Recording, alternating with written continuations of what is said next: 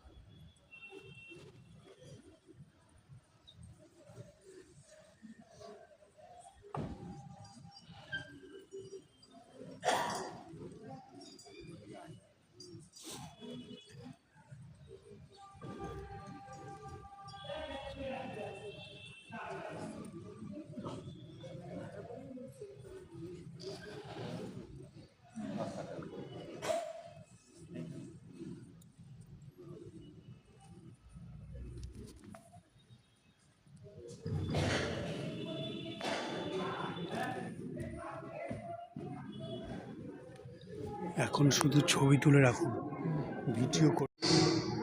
তাই ওনার ভাষা যেটা, সেই ভাষাতেই আজকে আলোচনাটা করব। হিন্দি বা ইংলিশের মধ্যে যাচ্ছি না।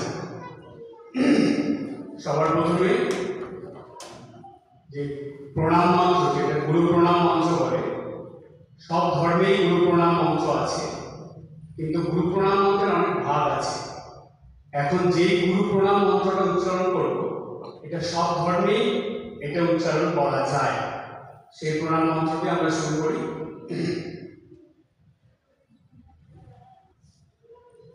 ওম ধ্যানমূলং গুরুমূর্তিং পূজামূলং গুরুপদং মন্ত্রমূলং গুরুবাক্যং মোক্ষমূলং গুরুকৃপা। এই মন্ত্রটা নিত্যদিন উচ্চারণ না করেও যদি গুরুর দিকে তাকিয়ে স্মরণ মনন করা যায়, এর অর্থ ভাবা যায়, তাহলেই এমন পরিবর্তন বা উপকার আসে মানব জীবনে যেটা ধারণাতীত।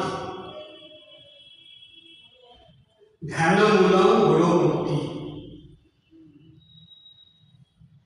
প্রত্যেকটা মানুষেরই মানসিক শান্তির জন্য প্রার্থনা, জপ এবং ধ্যানের কথা বলা হয়।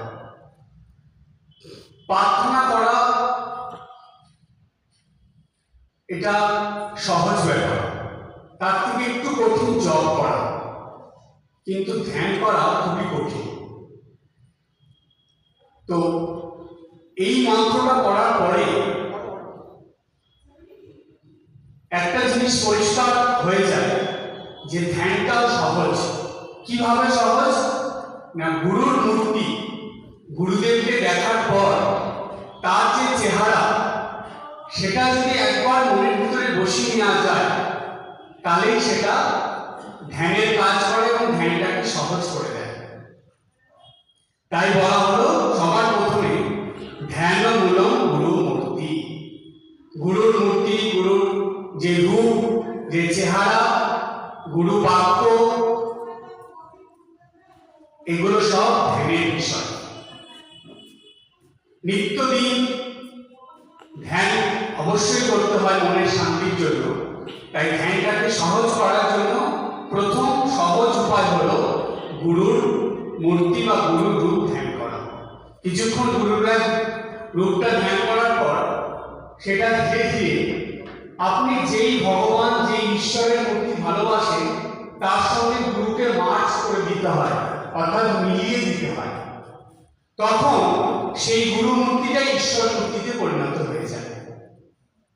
তাই ধ্যানও খুব সহজ যদি গুরুদেবের রূপ ধ্যান করার অভ্যাস করা হয়। তারপরে লাইনে বলা হলো পূজামূলং গুরুপদম। আমাদের হিন্দু শাস্ত্রে আছে প্রত্যেকটা ভক্তকে নিত্যদিন পূজা করতে হয়, নিত্য পূজা। এই নিত্য পূজার দুটো ভাগ আছে। একটা হলো বাহ্য পূজা, যেটা বাহ্যিকভাবে করা হয়, ফুল, চন্দন, বেলপাতা, দুর্বা দিয়ে। আর একটা হচ্ছে মানস পূজা, যেটা মনে মনে করতে হয়। এই দুটোর অভ্যাসই করা দরকার। এমন অনেক সময় আসে যখন শরীর অসুস্থ থাকে, নিত্য পুজো করা সম্ভব হয়ে ওঠে না। বয়সের হারে হোক, কোমর ব্যথা হোক, পায়ের ব্যথা হোক, নিচে বসতে পারছে না, নিত্য পুজো করতে পারছে না। তখন কিন্তু এই মানস পূজা ভীষণ দরকার। তাহলে নিত্য পূজার যে ভাব বা যে ব্যাপারটা ভক্তদের জীবনে দরকার সেটা বন্ধ হয়ে যায় না। বাহ্য পূজা বন্ধ হলো, মানস পূজা শুরু হয়ে গেল। জীবনের শেষ দিন পর্যন্ত পূজা করা যায়। তাই গুরু মূলম পূজা মূলম গুরু পদম, গুরুদেবের পূজা দিয়ে শুরু করতে হয়। দেখবেন আমাদের হিন্দু শাস্ত্রে আছে, যখন পূজা শুরু হয় নিত্য পূজা, তখন পূজার আনুষঙ্গিক সবকিছু করে সবার আগে গুরুদেবের পূজা করতে হয়, করে তারপরে মূল পূজার মধ্যে প্রবেশ করতে হয়। তাই এই গুরু পূজার কথা বলা হলো। আর গুরু পূজা যে পদ্ধতিতে করা হয় ওই পদ্ধতিতে সব পূজা করা যায়। 3 নম্বর লাইনে বলছে মন্ত্রমূলম গুরু বাক্যম। এই যে ছোট্ট একটা শব্দ মন্ত্র, এটার অর্থটা কি? কেন এগুলোকে কথা বলা হচ্ছে না? কেন গুরুদেবের কথাটাকে মন্ত্র বলা হচ্ছে? কারণ তো নিশ্চয়ই থাকবে।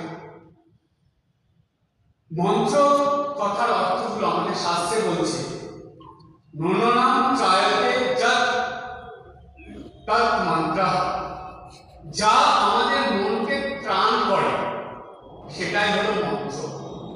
যেই কথা, যেই বাক্য মনকে ত্রাণ করে, মানে কিসের থেকে ত্রাণ করে? যত অশুভ, যত খারাপ, যত জাগতিক কলুষতা যা আছে তার থেকে মনকে রক্ষা করে। মনকে আসরিক ভাব থেকে দৈবিক ভাবে নিয়ে যায়। সেই বাক্য, সেই কথাই হলো মন্ত্র। তাই এই জগৎ সংসারে অনেক রকম কথা আপনারা শুনবেন যেগুলোকে মন্ত্র বলা হয় না, কিন্তু বেশ কিছু কথা আছে যেগুলোকে মন্ত্র বলা হয়। তাই গুরুদেবের প্রত্যেকটা কথা মন্ত্র। কেন? গুরুদেব যেটা বলেছেন, যেটা আপনাকে জপ করার জন্য দিয়েছে, বা যেই গুরু কথাগুলোকে গুরু বাক্য বলা হচ্ছে, সেই কথাগুলো কোনো মানুষ যদি নিত্যদিন পালন করে, কোনো ভক্ত, তাহলে তার জীবন ধীরে ধীরে দিব্য জীবনে পরিণত হয়। সে সাধারণ থেকে অসাধারণ হয়ে যায়। তাই বলা হলো যে মন্ত্রমূলম গুরু বাক্যম। এই গুরুর বাক্যই হলো মন্ত্র, যা মনকে ক্রমাগত ঈশ্বরের দিকে নিয়ে যায়। এরপরে 4 নম্বর লাইনে বলছে মোক্ষমূলম গুরু কৃপা। বলছে গুরুদেবের কৃপা যদি পাওয়া যায়, সেই গুরু কৃপায় মানুষকে মোক্ষের দিকে, মুক্তির দিকে নিয়ে যায়। এই কথা জানার পর একটা প্রশ্ন আছে মনে। আপনারা বলবেন, আচ্ছা মহারাজ, গুরুদেব তো দীক্ষা দিলেন, আমাদের গুরুর সঙ্গ পেলাম একদিন দুদিন, তারপরে গুরুদেব চলে গেলেন, তাহলে ওই একদিন দুদিনের কৃপাতেই হবে? না। গুরু কৃপা কেমন জানেন?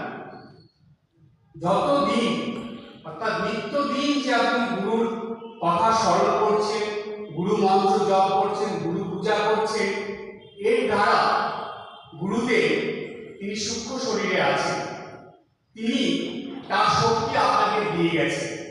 তার শক্তি জাগরিত হচ্ছে আপনার মধ্যে। যত গুরু পূজা করছেন, যত গুরু বাক্য পালন করছেন, যত তার নাম জপ করছেন, যত তার ধ্যান করছেন, তত শক্তি আপনার মধ্যে প্রকাশিত হচ্ছে।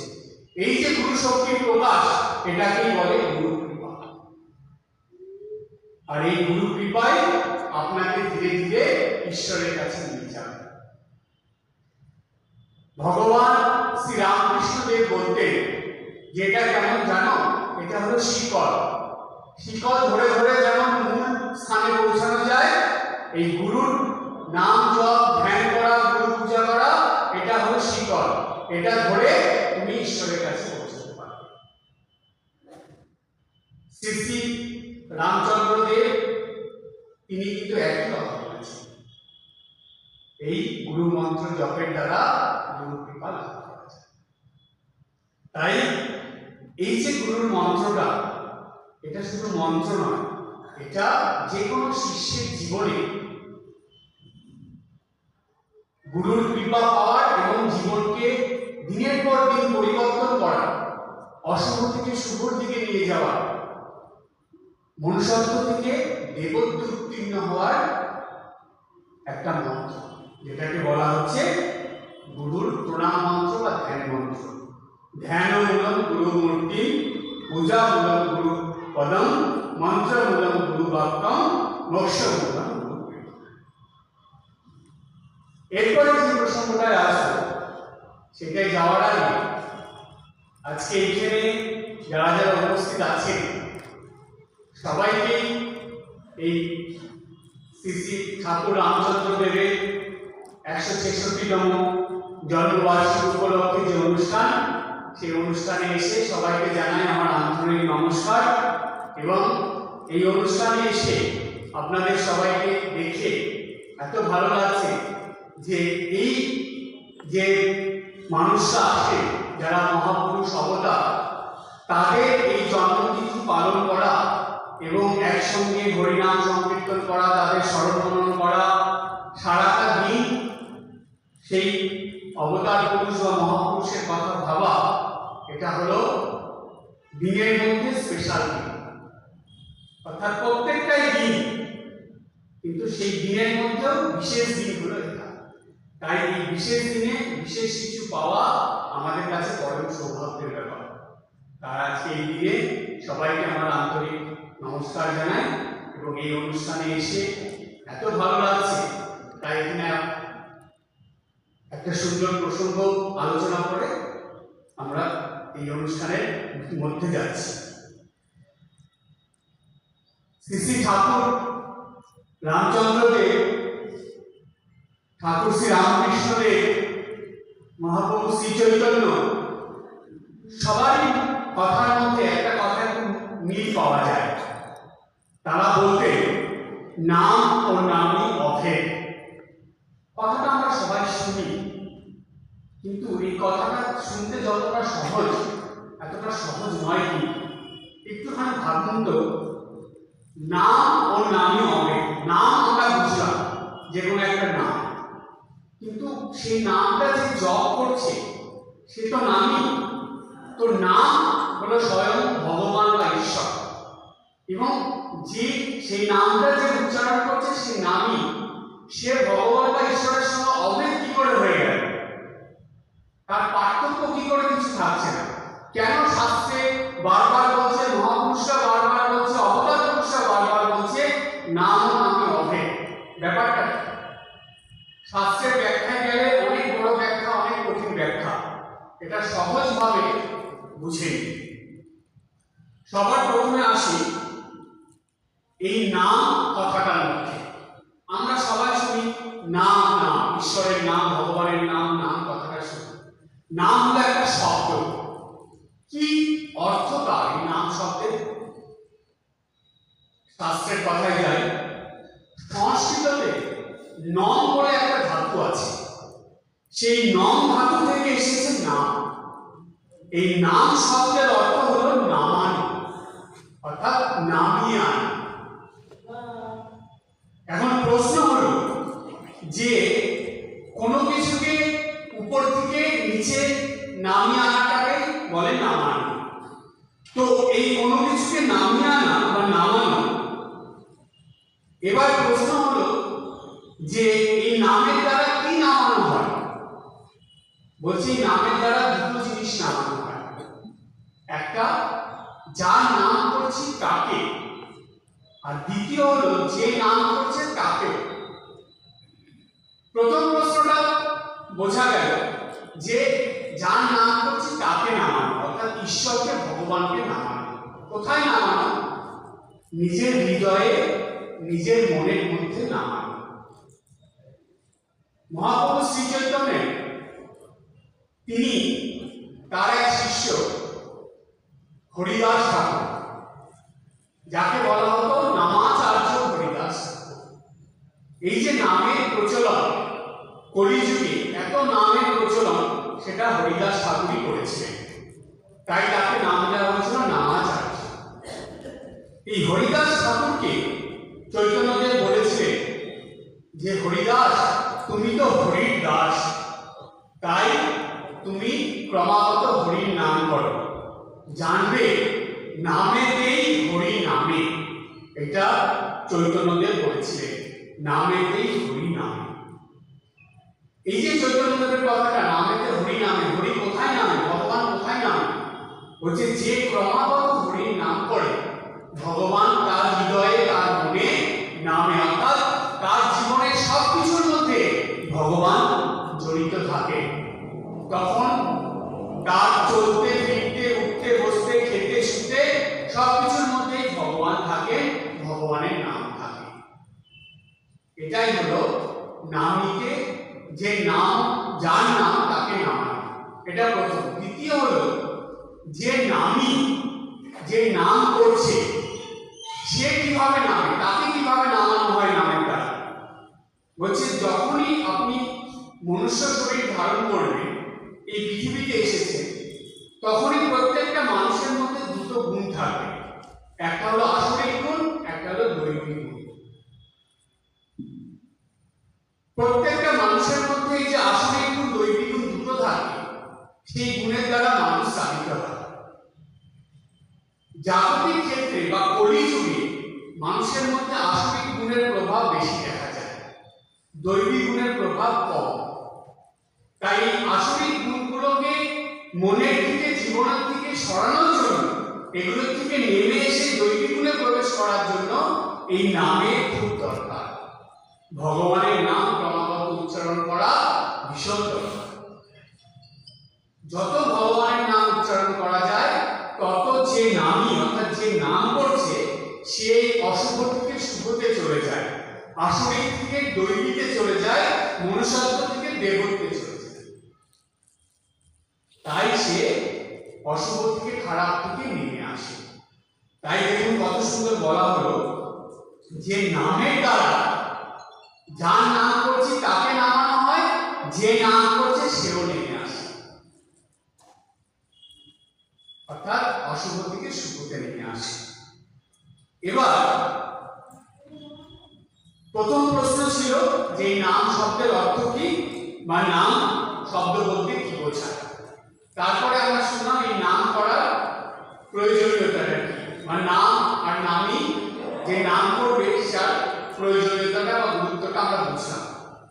এবার দ্বিতীয় প্রশ্ন হলো যে কলিযুগে ভগবানের নাম বেশি সময় ধরে জপ করার কথা বলা হয়েছে কেন। শ্রী শ্রী ঠাকুর রামকৃষ্ণ দেব, শ্রী শ্রী ঠাকুর রামচন্দ্র দেব, শ্রী চৈতন্য দেব সবাই কলিযুগে মানুষকে দীর্ঘ সময় ধরে, বেশিক্ষণ ধরে বা প্রায় সময় জপ করার কথা বলেছেন কেন। এই প্রশ্নের উত্তর আমরা প্রথমে শাস্ত্রের মধ্যে থেকে নেব। ব্রহ্ম বৈবর্ত পুরাণ বলে একটা পুরাণ আছে, ব্রহ্ম বৈবর্ত পুরাণ। সেই পুরাণে একটা খুব সুন্দর কথা আছে।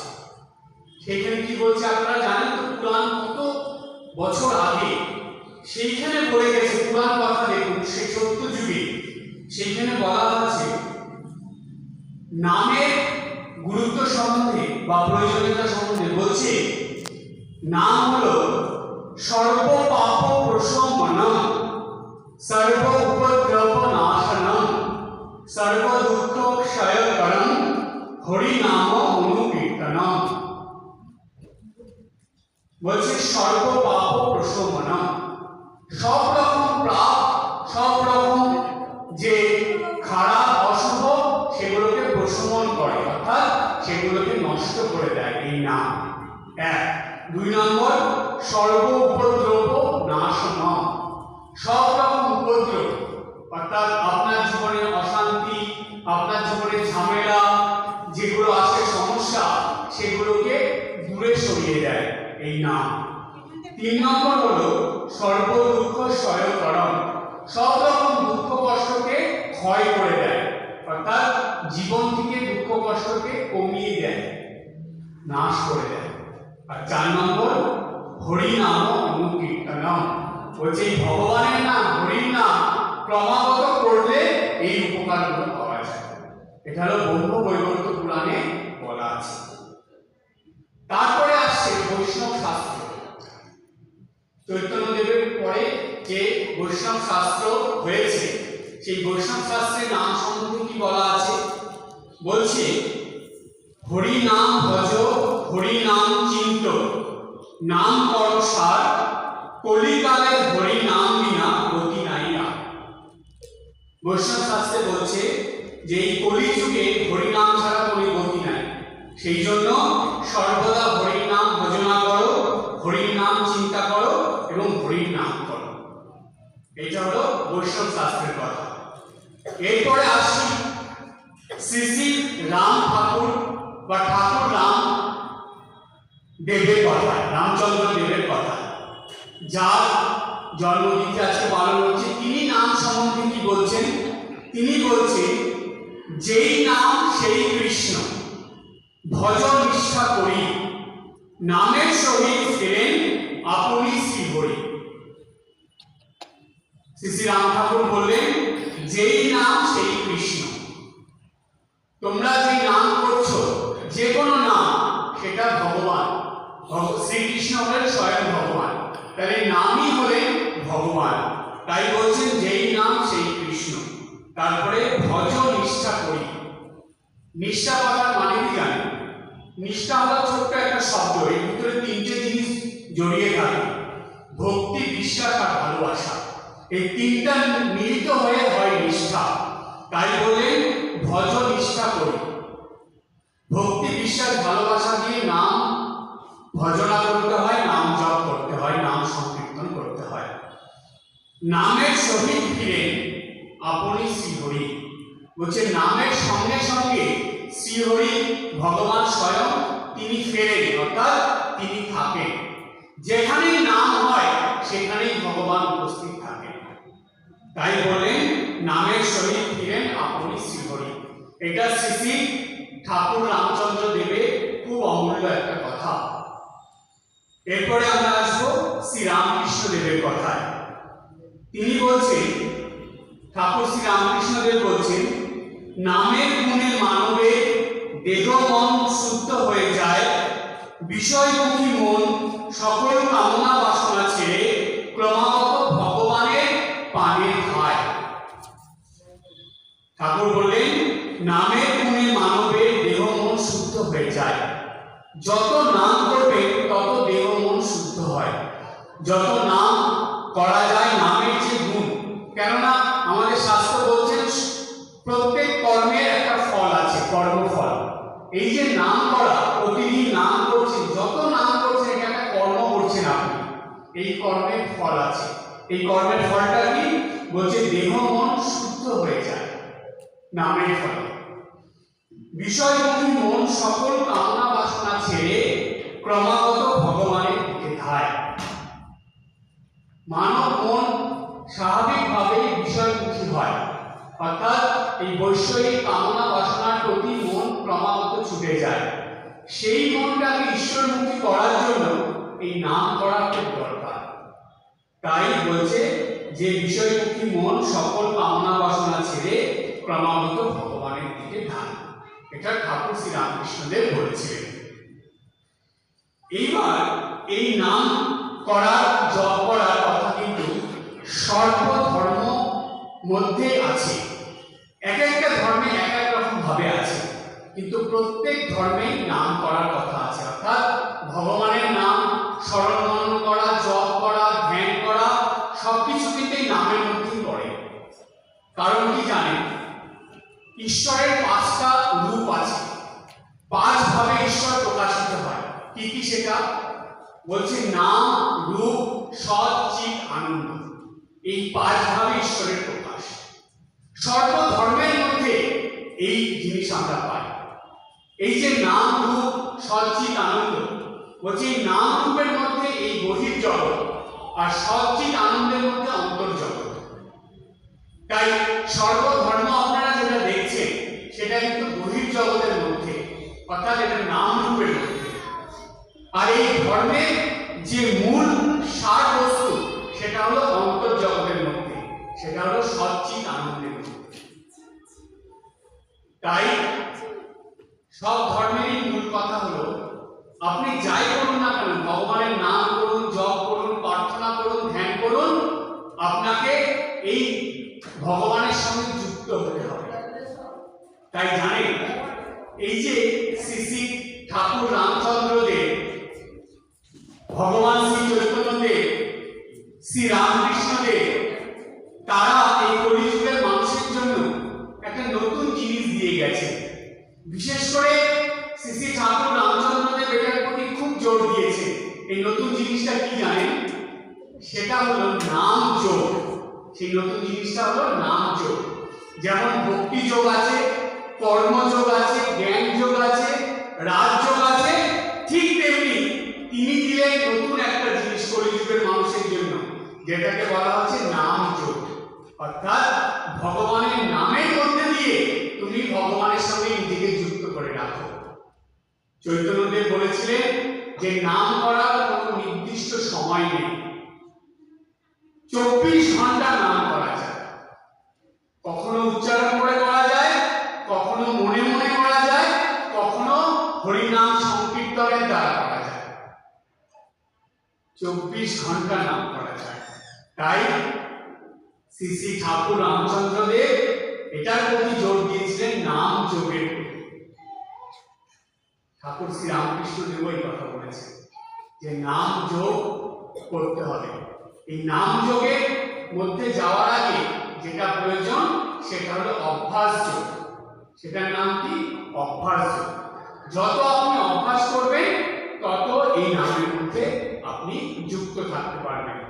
তাই দেখুন, একটা প্রশ্ন মনে আসবে যে সব সময় নামের মধ্যে কি করে থাকা যায়, এটা সম্ভব নাকি? তাই আমরা বিভিন্ন কাজের মধ্যে থাকি, কত রকম সমস্যা ঝামেলার মধ্যে আমাদের জীবন যাপন করতে হয়, কিন্তু তার মধ্যেও এই নাম করা সম্ভব হচ্ছে সম্ভব। মানুষ পারে না এইরকম কোনো কাজ নেই, কিন্তু তার জন্য কি দরকার? দুটো জিনিস দরকার, চেষ্টা এবং অভ্যাস। এই দুটো করলে তবে আমরা নাম যোগে পৌঁছতে পারবো, সবসময় নাম করতে পারবো। আমি নিজের জীবনে অনেক মহাপুরুষদের দেখেছি, অনেক মহারাজদের দেখেছি, অনেক বৈষ্ণব গোসাইদের দেখেছি, যারা সর্বক্ষণ নামের মধ্যে থাকে। খাচ্ছেন, শুচ্ছেন, বসছেন, কথা বলছেন, কিন্তু তার সবসময় নাম চলছে, মনে মনে নাম করছে। শ্রী শ্রী ঠাকুর রামচন্দ্র দেব তিনি অনবরত 24 ঘন্টা নাম করতেন, নামের মধ্যে ডুবে থাকতেন। এদিকে কিন্তু সবার সঙ্গে কথা বলছেন, খাচ্ছেন, সবকিছু করছেন, নামের মধ্যে ডুবে আছে। কেন সম্ভব হবে? মানুষ চেষ্টা করলেই পারে, অভ্যাস করলেই পারে। তাই নিরন্তর নাম করতে করতে সবকিছু করার অভ্যাস করুন। অনেক সময় কি হয়, কিছু কাজ করার সময় নাম করা যাচ্ছে না, তখন আমরা শুনতে পাই। আপনার মোবাইলে, আপনার কোনো মিউজিক সিস্টেমে নাম চালিয়ে দিন, শুনতে শুনতে সেই কাজটা করুন। এটা শ্রবণ মঙ্গলম। শুনতে শুনতে ওটা আপনার মনের ভিতরে চলছে, আপনি কাজও করছেন, নামও চলছে। সব ধর্মের মধ্যে এই নাম, এই ভগবানের স্মরণ মনন চিন্তন, এটা লুকিয়ে আছে। তাই আজকে যে এই অনুষ্ঠান, মহতী অনুষ্ঠান, শ্রী শ্রী ঠাকুর রামচন্দ্র দেবের জন্ম তিথি উপলক্ষে এই সর্বধর্ম সমন্বয়ের অনুষ্ঠানে আমি এটাই আপনাদের কাছে বলবো যে শ্রী শ্রী ঠাকুর রামচন্দ্র দেব যার প্রতি সব থেকে বেশি জোর দিয়েছিলেন যে ভগবানের নামের দ্বারা শুদ্ধ পবিত্র জীবন যাপন করা এবং এই অমূল্য মানব জীবন ধন্য করা, সেই সংকল্প নিয়ে, সেই প্রতিজ্ঞা নিয়েই জানি আমাদের নিত্যদিনের জীবন যাপন হয়। আজকে এই পর্যন্ত। সবাই ভালো থাকবেন, আশীর্বাদ থাকবে। ওম শান্তি শান্তি।